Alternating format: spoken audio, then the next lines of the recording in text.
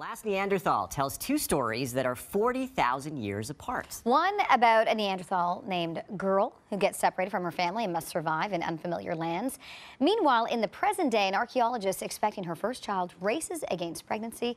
To complete the dig of her career, and author Claire Cameron joins us now. Just to be clear, she's not racing against her pregnancy, but she's running out of time. She's going to have a baby, and this is the biggest dig of her life upon her, and she wants to get this done before she has the baby. Yeah. Claire, welcome. Thank you. Yeah, this is a fascinating concept, a fascinating book. And one story I wanted to sort of touch on first is how you were out on a hike, the escarpment, and some of the process, some of the, I guess, inspiration for the book came about during that hike when you were on, I think, a limestone rock or in a cave. Talk a bit about that. We often call Neanderthals cavemen, and one of the big debates is, did they live in caves? And I was in snowshoes, it was cold, you know, good Canadian winter, and I went into the limestone cave, and it was freezing. And because I've spent a lot of time outdoors, I know that you can build a really comfortable snow hut that, you know, snow is a great insulator, and I had no question that I would sleep in a snow hut in those conditions if given the choice. Well, with this book, you challenge a number of theories, and I think you grappled with that, too. Yeah, exactly.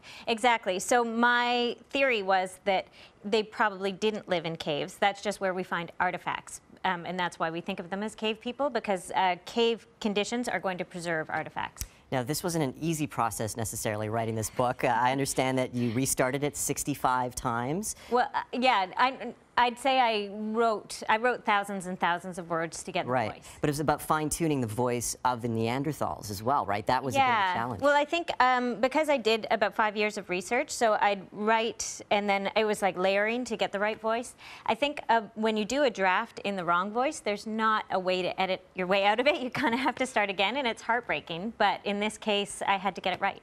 And your husband was looking over some of your work, and I don't know, did he help or hinder the process? Well, he's always my first reader, and he's a lovely man. He read the very first draft, and he looked at me and he said, "Oh yeah, this seems great. So why does it sound like she doesn't speak English as a first language?" And I was like, oh, like that's just not, because I'm trying to write Neanderthals as intelligent beings that I think they were. And you're also, when we talk about theories and challenging theories, it's interesting you also delve into the fact that there is some school of thought that there was interaction between humans and Neanderthals. Yeah, so well, a lot of European and Asians have Neanderthal DNA, which means more than interaction, it means interbreeding. Interbreeding? Yeah. Yeah. So I have 2.5% Neanderthal.